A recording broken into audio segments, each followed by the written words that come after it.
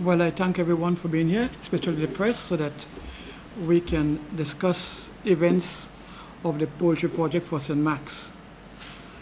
I have here a written statement which I'd like to read, and we can have some questions and comments afterwards. My legal advisor and attorney, Mr. Cradington Hood, is here also to assist in the legal issues. So I'll read the statement. The project entailed 15 acres of land, which was allocated to sell in the bocage area in St. Max. Cell continued to occupy that land and placed personnel, equipment, and erected a small house on that land. And we have also done a lot of infrastructure in terms of landscaping to prepare the site for the project. Grenada Broilers, Inc. was incorporated in April 2003 to establish or to do the same project. Between 2002 and 2004, Cell was a minority shareholder with GBI, government owning 75% and Cell 25%. GBI was successful in the tender process and signed an agreement for the procurement of equipment for the production operation of the project based on World Bank standards. 2003, Government of Grenada allocated $2 million of public funds to start the project. $1.2 million was used for equipment, past outgoings, travel, wages, salaries, consultant fees, up to then when the project was put on hold after Ivan 2004. I want to add quickly here that after Ivan, Dr. Antoine did his best to see how we could source financing for that project. Unfortunately, we know what happened then in terms of the economic squeeze. Thereafter, the loan agreement negotiated with Exim Bank in the USA, and Dr. Patrick Antoine was the lead person in doing that. Loans condition on government remaining in good condition with Exim Bank facility. An auxiliary loan was negotiated between government and RBTT as part of a broader loan being negotiated. On account of Hurricane Ivan and Grenada's position with Exim Bank, neither of these two loans were drawn, and accordingly, the additional funding for the project became unavailable. So hence, in 2004, the project was put on hold. As a minority shareholder, I was extremely disappointed at this development. The lack of financing had brought the project to a halt. It left me in a very vulnerable position based on the fact that I had invested almost everything I had in that project. In fact, I've lost 2 pieces of my property. In 2006, I was left to believe that the new NDC government would immediately implement the project, so I enrolled in the ranks of the NDC and pursue the objective. Let me say here quite clearly, this is not about NDC or NMP, because I was the chairman of the NDC for 3 consecutive years, 2 before the election, 1 after the election. I was a campaign manager for the NDC during the 2008 election. In fact, I blasted NMP about the project on the platform. So, it's not about NMP or supporting NMP, because I was in the bowels of the NDC. I was a member of the executive. The manifesto of the NDC of 2008 election regarding the St. Max constituency also contains a statement about the intention of that project. We were told that they will do it. The subsequent allegation of wrongdoing which I allowed to circulate regarding the operation of the project leveled at Dr. Patrick Antoine, certain members of the board of directors and against NMP administration were untrue and unfounded and unfortunate, because there's something that was said that was not right. I unequivocally and unconditionally apologize for any hurt that was done to him, because I think that he did a good job. It is deeply regrettable, too, that I had not drawn the attention to the media and the public of the contents of the audit report by the Auditor General Department and into the financial operation of the project, which made it clear that there was absolutely no impropriety with respect to the financial operation of the project. That report is available. It is a public document. Events since then had led me to understand that while the outcome was less than I would have desired, the NMP administration during the period of 2002 to 2004 had operated with me in an honest and transparent manner. In fact, I think they have treated Cell far better than the NDC government. Cell prepared a business plan and held discussion with the Ministry of Finance as directed by Cabinet in 2008. In July 2009, Cell was advised by letter from Michael Church, the then Minister of State in the Ministry of Finance, that Cabinet had approved the list of 31 acres of land at Bocage and Max and several other exemptions and waiver for the project. Let me say this.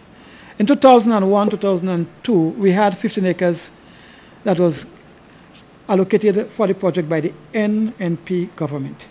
In 2008, I reapplied to reinstate the project, and I asked for additional lands. The NDC government added 16 more acres of land to the project site, hence the reason why we have 31 acres. But previously, originally it was 15, so hence the reason why we had 31 acres of land. There was much delay in the interim, and in the meeting held at the office of Panel Foster, that is PKF, that is down at Granance, that is Mr. I will call his name, Henry Joseph's office, on May 27, 2011, at which Government of Grenada was represented by Mr. Chris de Riggs, and also Henry Joseph, because he is one of the government advisors. Government expressed an interest in partnering with Cell for the implementation of the project. I must also hasten to add that even before that, the Minister of Finance, that is the Honorable Nazim Bok, he actually called us into a meeting and told us that government has the money to do the project. Therefore, government is willing to take the majority share in the project and to do the project, and Cell will not be marginalized. Cell will play an active part and a very important role with them. I'll go on. It was decided that a new company will be incorporated to overtake the investment, and Cell was given the assurance that it will not be pushed aside. Unfortunately, my good ladies and gentlemen, Mr. Joseph, in his wisdom, thought it was wise to give Cell 7% shares and give the government 93%, which I bluntly refused to this day. In the meantime, lease documents for the 31 acres of land were prepared by the legal department of the government. It was done in 2010. That document was kept in the Ministry of Lands for 1 year, from 2010 to 2011, before it was given to Cell. It was given to Cell in January 2011. My lawyer at that time, Mr. Lloyd Noel, I signed and returned that document to the Ministry of Lands. To date, we haven't had no response from them. So in essence, the Ministry of Lands have in their possession a signed document for lease for that said land to Sunset Enterprise Limited. Cell continued to seek partners and investors for the project and had attracted the investors of several investors, and I have documents. Not only that, we brought in suppliers of equipment and services, and I have the books I can show you. We brought in people from Israel, Agotop. They sent down one of the chief in person there to speak to Cell in Grenada. We met with the government people, and you outlined everything. We have a letter where Agotop was willing to put in 85% of the cost of all the equipment. All they need government support. The Minister of Finance got a letter, he never responded. We brought in people from Colombia and Mexico through a company called ITA. They was also willing to put in 25% of the cost of the equipment as equity in the project, and not 25% as a soft loan to assist us. To date, that has not materialized. Government just pushed it aside because they were pursuing their own agenda with their own company. So while they were talking to us, they had Cell being mama guy and just fooling us around. In October 2012, Mr. Richard Nixon, Grenada's diplomatic agent, informed CEL that due to concern over the closure of Parliament and the manner in which the Lewis Hamilton issue was treated, the investors were very concerned about doing business in Grenada. Now, these are the same people that I contacted in China, and they said, at this time, no way, we ain't going to do no business in Grenada. By letter of December 13, 2012, from the PS of Lands, CEL was informed that Government of Grenada had decided to discontinue negotiation for the lease of the land. The problem here is we were not negotiating anymore. We had already passed that stage. We had a signed agreement, a signed offer that we gave to them, which they didn't even respond to. Mr. Noel responded on January 8, 2013, pointing out that the matter of lease of the land had already been settled since the draft lease had already been signed.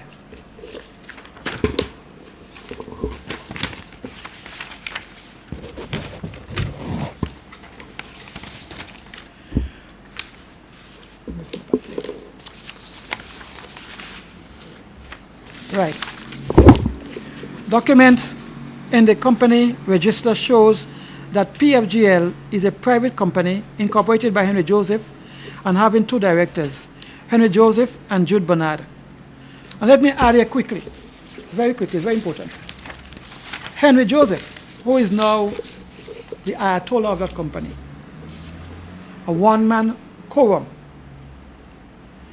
I went to that man's office in 2009, down at Granance, inviting him to come in to CEL as an advisor, a financial advisor to the company.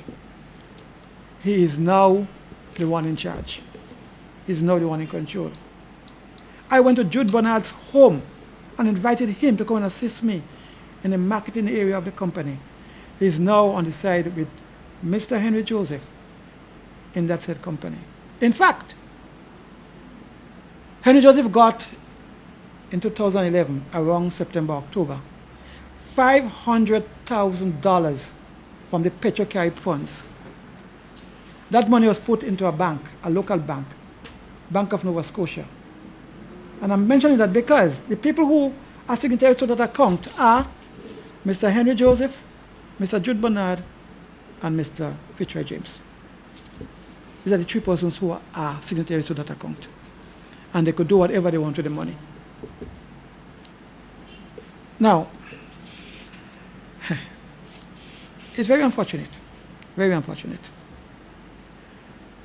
that this project was conceptualized, was developed, and has been promoted by CEL since 2001.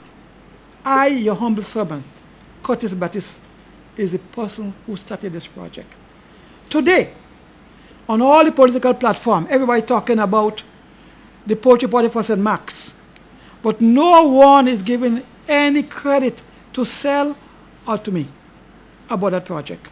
It's very ironic, it's very sad, it's very heartless that the people who vested in that project, over 30 persons, local persons, have put in their hard-earned money to make this project a reality to date. And we are just been pushed aside. And Joseph and his cohorts are the ones in full control, with the support and permission of the NDC government. Hence the reason why we are here today. I am Kajitan Hood. I became involved in this issue 2 days ago when I was approached by Mr. Baptiste to represent his interest in this matter. As a matter of fact, I have some documents here which the press would be free to have pictures or copies of. So I am here acting on behalf of CEL. Mr. Baptiste referred to CEL. It's Sunset Enterprises Limited. That's what CEL represents. And I would begin with the communication from the Ministry of Lands to Mr. Baptiste. It's a letter dated December 13th, 2012, and that's only about 2 months ago. In that letter, the Permanent Secretary, Ms. Miller, purports to say to Cell that the government has decided to discontinue the ongoing negotiations for the lease of land at Bocage. And remember, that's December. 2 months ago only. The government is saying to Cell, we're not going to continue the negotiations anymore. As Mr. Baptiste said, at that point in time, Mr. Lloyd Noel was his lawyer. And Mr. Lloyd Noel writes a very strongly worded letter, literally saying to the government, what are you talking about? We're not negotiating. You sent to us a lease to sign containing all kinds of conditions for the same 31 acres of land. We've signed a lease almost 12 months ago and sent it back to you. So there is no question of negotiations anymore. You made us an offer. We accepted the offer. We signed the offer. So we have a concluded contract. And that was sent, that letter in response was sent to the government, to the Permanent Secretary in the Ministry of Housing, Lands and Community Development on the 8th of January 2013. And I pause to stress that these issues regarding the poultry farm in St. Mark's has been debated in Parliament for over a decade. Over a decade. Debated to and fro, who's wrong, who's right, what's happening. But now, at the end of the tenure of this government, we have a decision being made in December, communicated in December, after a lease has been signed. And here is an issue which I believe has to be dealt with by whoever takes the reins of government. Here is an issue that, on behalf of Sunset Enterprise Limited, and I believe that they have a valid cause of action in this matter. So Mr. Noel says clearly what the position of Cell is.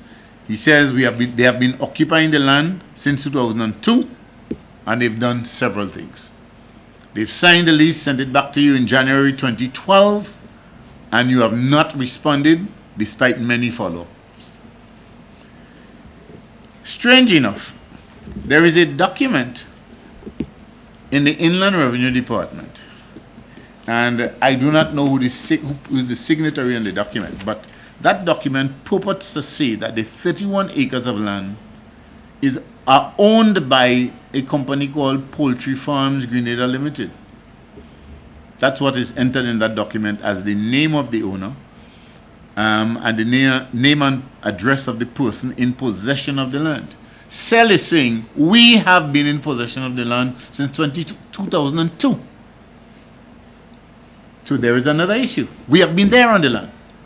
We have allocated resources, we have spent money, we have a house on the land, we have people taking care of the land since 2002.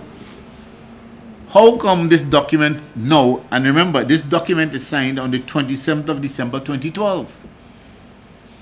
And this document purports to say that there is a valuation, this is backdated to 1st of January 2001. It's a backdated evaluation of land back to 2001. With an owner, Poultry Farm Grenada Limited. And Poultry Farms Grenada Limited, when we did our research, is a company which was only incorporated on the 13th of July 2011. So let's look again at what Poultry Farm Grenada Limited is. And all you have to do is to look at the articles of incorporation. That document in the registry, poultry farms cannot even say where their registered office properly is. One part of the document says the registered office is in Bocage, St. Mark's. Another, I don't know if there's any office in Bocage. Another part of it says registered office is in Woburn in the parish of St. George in the island of Grenada. That's Poultry Farm Grenada Limited. And I'm reading from the document. You can see the document in my hand. It's there, it's available. Not only that, what concerns me about this company called Cell. Not Cell. sorry, PFGL, Poultry Farms Grenada Limited, is that in the document, in the articles of incorporation, there are very broad powers of borrowing given to the directors. I'll tell you about the directors just now. They can borrow money upon the credit of the company. They can mortgage, charge, pledge, or otherwise create a security interest in all or any property of the company. So they can do whatever they want with the land which they say they own at Bocage. The directors can do that. That's what this says. They can meet anywhere in the sky, any part. They don't have to meet in Grenada. As a matter of fact, the strange thing is that on quorum, one director shall form a quorum of the company. So any one person has the power to make any decision in this company. It's here, quorum, one director shall form a quorum for the transaction of business at any meeting of the directors. I've never seen a meeting with one person yet. But that's possible under Poultry Farms Grenada Limited. And the quorum here, this can exercise all the powers of the directors. No business shall be transacted at a meeting unless a quorum is present. So unless one person is present, you can't have any business directed. This is comical. But I'll make when you look at it, you'll see something else. Remuneration of directors. The remuneration to be paid to the directors shall be as the directors may from time to time determine. So you only need one person to be a quorum, and that one person can decide how much money he gets. That's how transparent this company is. And that is the company that this government has tries to place 31 acres of prime land in St. Mark's into their hand, with all kinds of money that will be coming from investors, borrowers all over the place. 27 million. And hear this now, worse than that. We talk about accountability. This document is saying the director is not accountable for anything they do. You believe it? No director of the company shall be liable to the company for any loss, conversion, misapplication, or misappropriation of or any damage resulting from any dealings with any money, security, or other asset belonging to the company. So I am a one-man director. I can do what I want, and I am not liable. I am not accountable. And I'm going back here. No director of the company shall be liable to the company for any loss, damage, or misfortune, whatever which may happen in the execution of the duties of his respective office or trust or in relation thereto. Unless it says, unless you have the view that he was not in the best interest of the company. But this is crucial. And I am appalled at what is contained here. But I'll take you even further, and I'm looking at just bits and pieces of this document.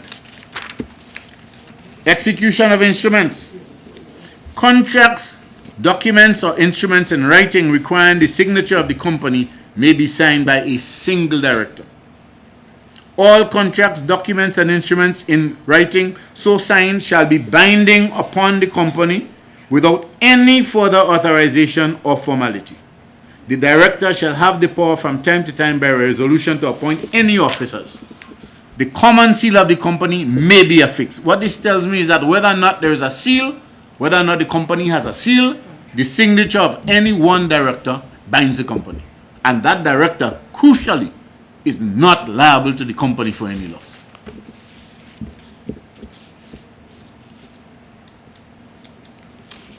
So that's where we are with that. So I have serious questions regarding the legality of the purported transfer of the title to Poultry Farms Grenada Limited. And I'm so advising my clients, Sunset Enterprises Limited, in view of the fact that there was this lease that was signed based on an offer by the government of Grenada. I have serious problems with the authenticity and the genuineness of that inland revenue document with respect to the valuation of the land and the ownership, and the fact that there seems to be a backdated valuation going back to about 11 years. My question is, what is the purpose of that? And we're talking about a hotly debated topic in Parliament. And these signal actions are taken when Parliament is prorogued. I also have the email correspondence here from Mr. Richard Nixon, who is saying that the Chinese investors are not interested because of the prorogation of Parliament. They call it a stalemate in government and not having Parliament. And they are concerned about what transpired with another investor, Louis Hamilton Group. And apparently they're saying to our diplomatic envoy, it is setting a precedence that oncoming government can reverse the deal of a previous government. So they are concerned. And Sunset Enterprises Limited is saying that they were well on the way to finding financing for the project with joint ventures when this unfortunate prorogation took place. And while this prorogation is taking place, the land is swiped from under their feet and given to somebody else, where quite possibly one person can decide the fate of the entire company and the land. Those are our concerns. This is the angle in which we will be taking, and it matters not, as far as I'm concerned, what happens on the 19th. My client, Sunset Enterprises Limited, I believe, will have a valid cause of action to challenge whatever title, whatever ownership that's purported to be exercised over the land at Bocage. As a matter of fact, I believe they have a strong cause in equity with respect to the conduct and the way in which the matters have been dealt with. And I believe this has been very deceitfully dealt with.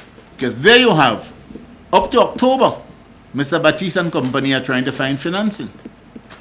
When early on, even before October, monies have been allocated to apparently Poultry Farms Guinea Limited or some other entity from a particular fund, while Mr. Batiste is waiting to have that lease document sent back to him.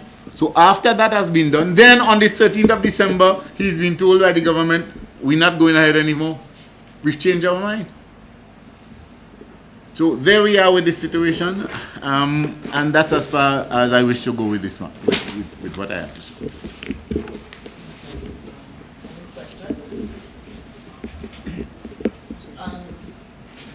Yes, Mr. Hood and Mr. Batiste will take questions on this issue, and of course, given that Dr. Brown will respond, and I'm sure you guys want him to respond as well. He responds separately, okay?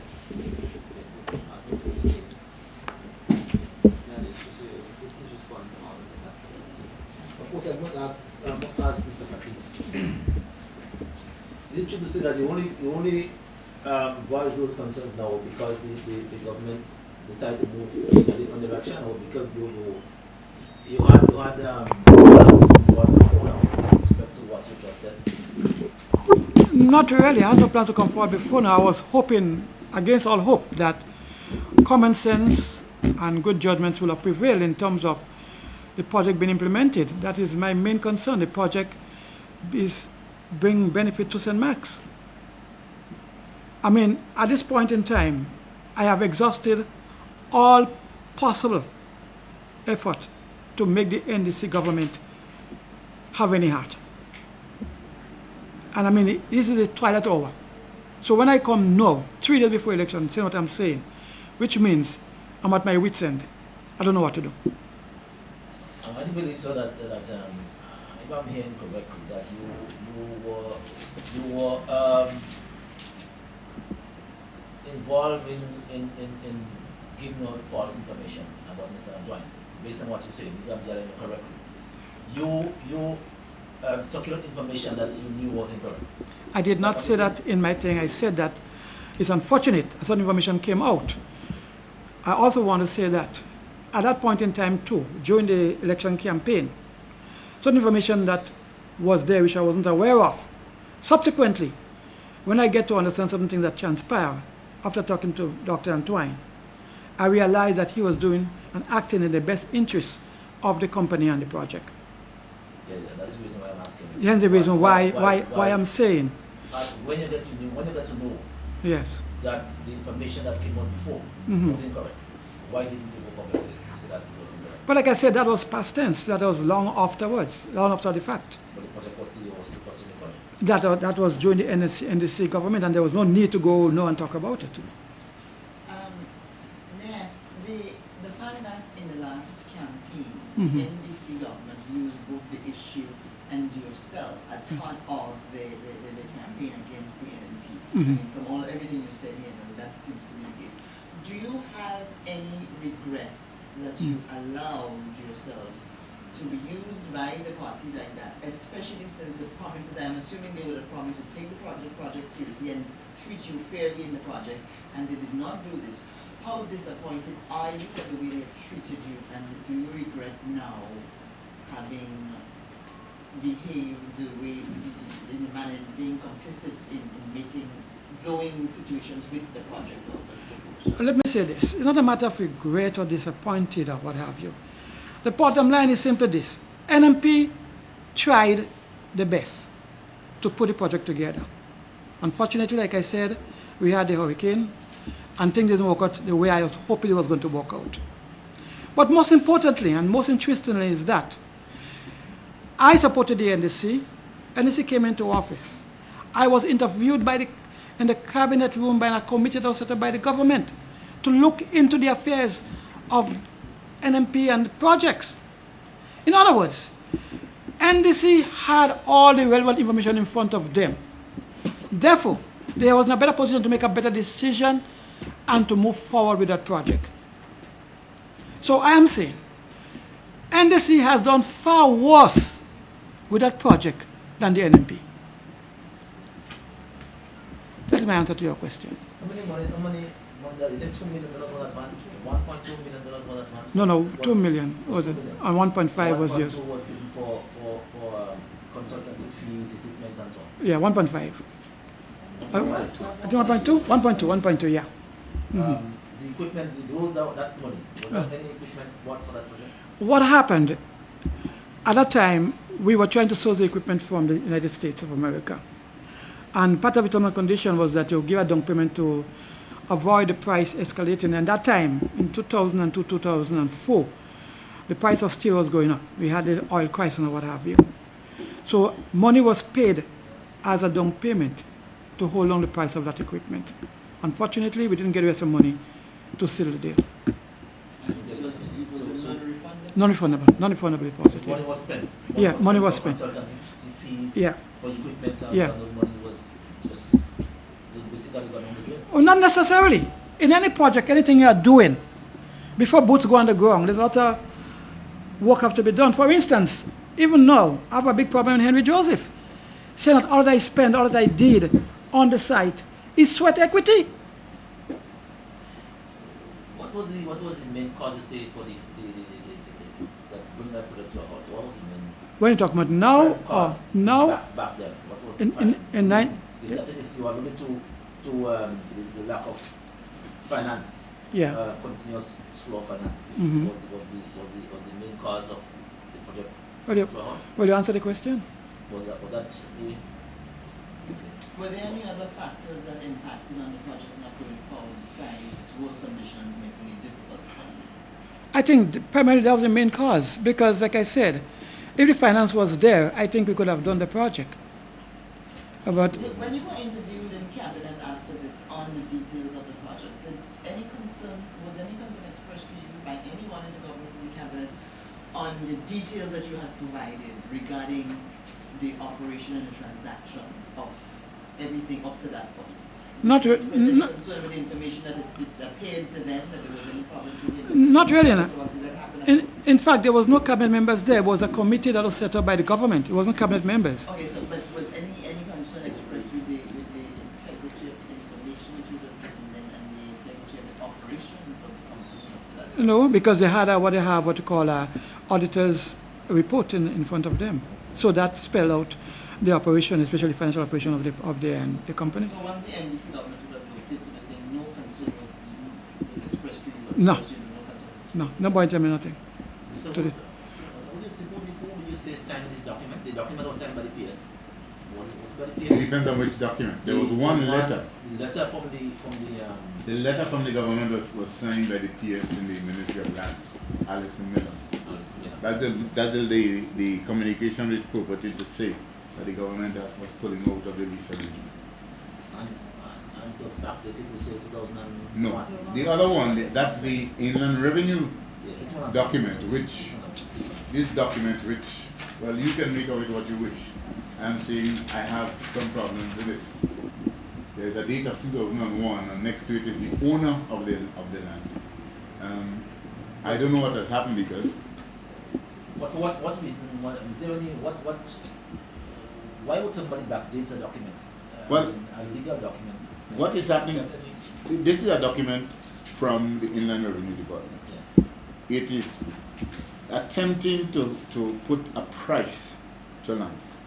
Okay. There is a date there which is 2001, whatever that significance is. But the document is saying in 2012 that they are fixing a price to that, that acreage of land, and that price is applicable back to 2001. So but the name on the document only came into existence in 2011. 2011. Is there any legal... So somebody needs to explain that to me, because, okay, I am saying Poultry Farms Guinea Limited could not have owned the land in 2001 because they were not in existence. So Poultry Farms Guinea Limited could only have owned the land after the 13th of July 2011. Okay. There was no Poultry Farms Guinea Limited before that. Right. And there is no record of them owning land in the Inland Revenue Department apparently at all. But this document is showing valuation was being done for them in 2001. Well, I don't know what it is saying. I'm just seeing a 2001 next to the name, 1st of January. But the document seems to have been created on the 26th of December 2012. And what is causing concern to me that you're talking about land that was a hot subject of at least two election campaigns, 2 or 3, parliamentary debates. And this action is taken when Parliament is prorogued. I have a problem with that.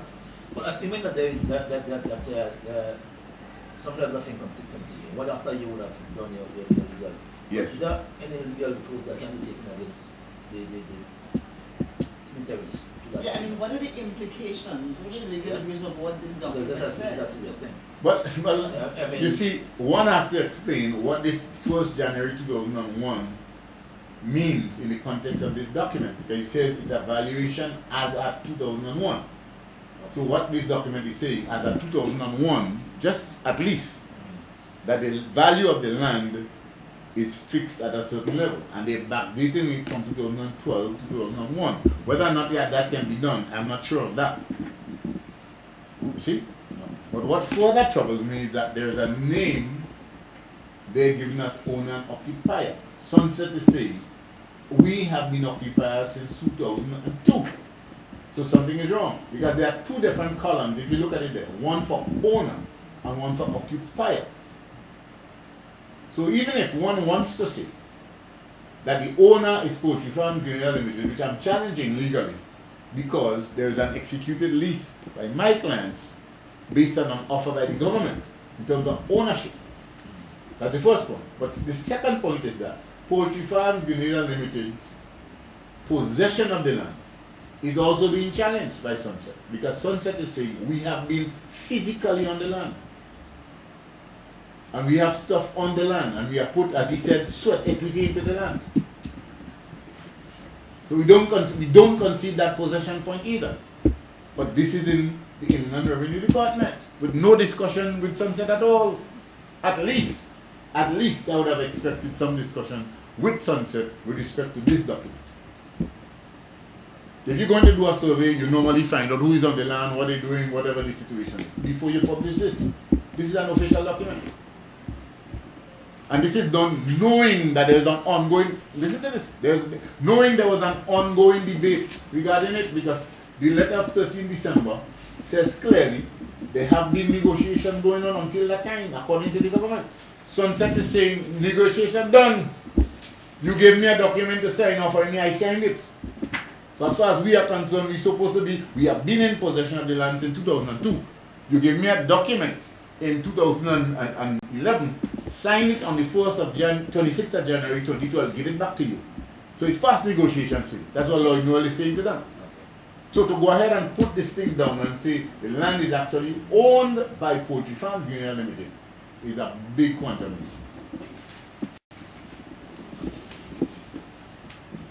I want to add to what Lahud is saying is that to date, Sunset have not received any document rescinding the land from Sunset. There is nothing to say that, listen, Mr. Batiste or Sunset, we have taken the land from you and have given it, have vested in whatever. To some degree, only speculating because I have not seen any document except that what we have now that says that Poultry Farm is the owner of the land. So I don't know what's going on, honestly. I'm in a confused state. Surely it's not transparent. Mr. Batiste, after you got this letter from the Ministry Which of Lands, Uh-huh. what was the action you took? Did you contact anyone, or what happened after? Mr. Batiste Mr. Batiste took it to his lawyer, Mr. Noel, who wrote to them. Because remember, this is a short-term thing. This happened in December. No parliament. And Mr. Noel gets this letter and responds to them on the 8th of January 2011. They have not responded to Mr. Noel. But we see subsequently seen this in the Inland Revenue Department. We also heard an apology to Mr. What part of the I was the deputy chairman of the Grenada Broilers Incorporation, which was the company that was the parent company for executing the project between 2002 and 2004. It comprised of 75% ownership by the government of Grenada and 25% ownership by Sunset Enterprises Limited. My role really was to lead in the negotiations of the finances and of course to play the role as chair when the chairman was out. I was substantively the vice chairman of the board. I refuted the allegations immediately by virtue of the fact that the substance of the allegations could easily have been disproven and were in fact disproven by a report from the Auditor General's Department that was published and was in the public domain. Notwithstanding this fact, the allegations flew fast and furious by the new NDC administration, and all manner of adjectives were used, all of them unsavory in relation to the project, and I suppose by affiliation, my own role as the lead negotiator for the financing and substantive vice chairman of the project. And so this has almost become, as it were, a papi show, to use a Grenadian term, in the context of having the project being raised on virtually every platform where allegations of improper conduct would come to be alleged to the NNP.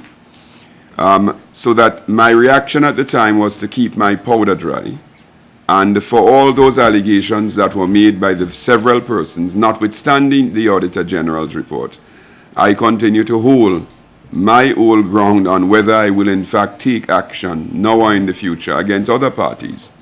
In relation to Mr. Batiste, I understand, and I have always understood Mr. Batiste's position.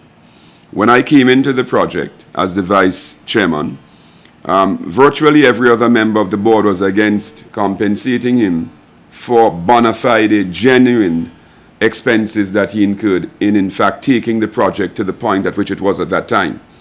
There was obviously substantial expenses in relation to land clearing, land preparation, and a whole host of other things that he'd incurred in bringing the project, including the project documentation that was near, I would say, he submitted a fairly close to completed project document, which was only amended by the addition of, for instance, some new functions in the project, such as processing. But he obviously expended quite a bit on that. I actually led in calling for compensation for Mr. Batiste and the shareholders of Cell who would have taken the project to that stage. And so Mr. Batiste was compensated, largely because I pushed for it. I understand what it is to be a person who would have invested virtually all you own in a project and to essentially hang your dreams and aspirations on it, the project, being able to compensate you for the expenses that you would have sunk in it. I understood too the fact that Mr. Batiste was vulnerable in 2008, having sunk virtually all his resources, and I do mean virtually all his resources into the project, and not to have it materialize. I understood his anger and frustration. Were I in that position, where essentially you have a project since 2001 that you continue to invest in, even though you get some back, you still continue to invest in, I understand how anxious one would feel. And therefore the apology today, one, is welcomed by me because it's an acknowledgement by Mr. Batiste that things could have been done differently. Two, what he said in terms of feeling vulnerable is clear to me. I understand that. And so there is no anger. There is no guile on my part for Mr. Batiste. It is only for me tragic that the government would have taken advantage of Mr. Batiste in this way. That they would have recognized that he was vulnerable, that they would have recognized his anxiety to do the project, that they would have committed to doing it, and that they would have used Mr. Batiste in the way that they have. And let me say that I'm not surprised at all by the fact that they would have so acted, because Mr. Batiste is not the only person that they have done this to. What we're hearing today is a story that I have heard time and again in the context of the actions by the NDC in 2008. It is tragic that our society, that our civilization has come to this. But I am not at all surprised by this. Needless to say, I too accept Mr. Batiste's apology. I understand, and now it's a legal issue. It is unfortunate that on the eve of an election, we would find ourselves where no matter how the election goes, there obviously is going to be a legal battle. It is quite obvious there's going to be a legal battle. And if you look at this document, one set of interpretations coming from what I've heard the legal counsel say is that there's certainly there's a basis for certain questions to be asked regarding whether some of the documents are fraudulent. And that, to my mind, is going to be the subject of a pretty interesting set of legal issues to be sorted out post February 19, 2013. It is unfortunate that we are where we are, but I think the evidence is before us.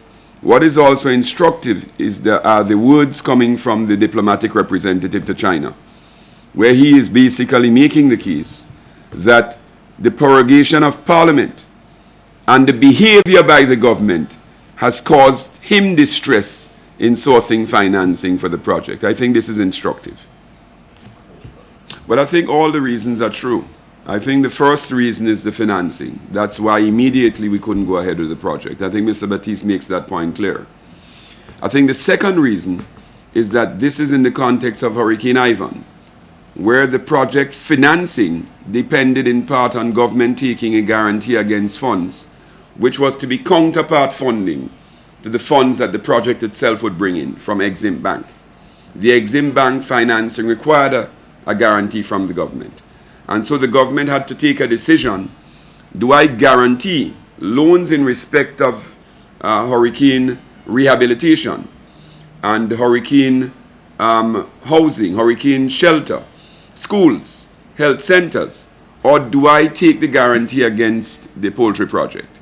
And in the aftermath of Hurricane Ivan, where the economy shrunk by 2 years GDP, that decision really was not a difficult one to take. You needed to have housing and schools immediately available. And so Prime Minister Mitchell's point that in the aftermath of the hurricane it wasn't viable was in fact a very, very, very apt and correct response.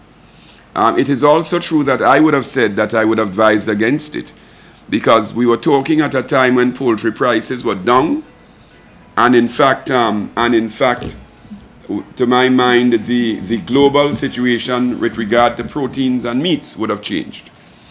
And today, I think that there is a basis to take another look, and I think the NNP manifesto says that they're prepared to take a look at this and other projects. When we were doing the project, interestingly, when we started, the project looked tremendously viable. Mr. Batiste also alluded to the fact that by the time we got to implementing the project, steel prices had begun to move. It's a global product.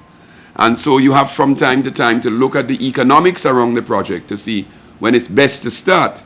And of course, it means that the project is going to be continuously subject to the global cuts and thrusts in the movement of prices for grain, for meat, for substitutes. So that once you engage in a project of this scope, you're opening yourself to a whole heap of factors, all of which are moving from time to time.